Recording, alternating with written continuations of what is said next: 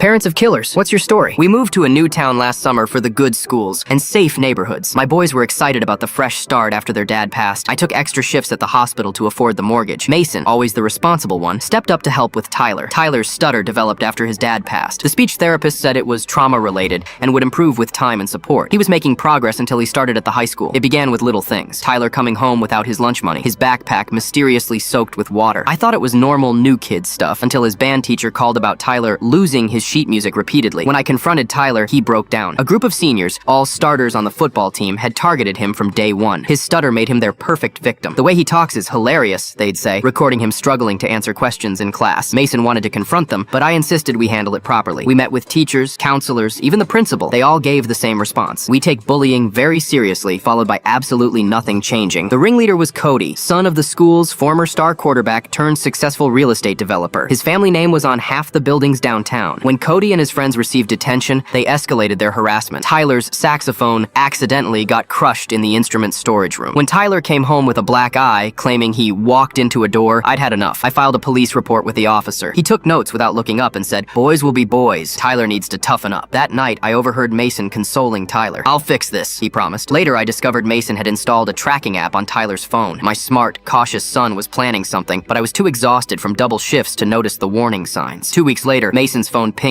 during dinner. Tyler had texted earlier saying he was staying late for band practice, but the tracker showed he hadn't moved from behind the school for 30 minutes. Mason bolted out the door before I could stop him. When Tyler didn't answer my calls, I drove to the school. The parking lot was empty except for a few cars I recognized as belonging to the football players. I followed the sound of laughter behind the abandoned convenience store next to campus. 4 seniors had Tyler pinned against a dumpster. His band uniform was torn, music sheets scattered around him. Their leader was holding a baseball bat, tapping it against the ground as he spoke. "Maybe if we fix your face, you won't stutter anymore," he was saying as the others laughed. Mason was already there, standing between them and Tyler, hands raised. "This ends now," he said, voice steady in a way that reminded me so much of his father. Cody laughed. "Look at the hero. 2 freaks for the price of 1. I was running toward them, fumbling with my phone to call 911, when Cody shoved Mason hard. He fell against the dumpster, and that's when everything accelerated. Cody swung the bat at Tyler, who barely ducked in time. Mason scrambled up, grabbing a broken bottle from the ground. "Stay back," Mason warned. Cody swung again, this time directly at Tyler's head with clear intent to cause serious harm. Tyler couldn't move fast enough. Mason didn't hesitate. The jagged glass went straight into Cody's neck, catching the major artery. I reached them as Cody collapsed, my nursing training kicking in automatically, but I knew immediately it was too late. The DA initially said the case was clear self-defense. The other boys' testimonies were inconsistent, and security footage from the convenience store showed Tyler being dragged behind the building against his will. But Cody's father made calls, pulled strings. Now my son sits in juvenile detention awaiting trial for second degree, while the 3 other boys who participated walk free.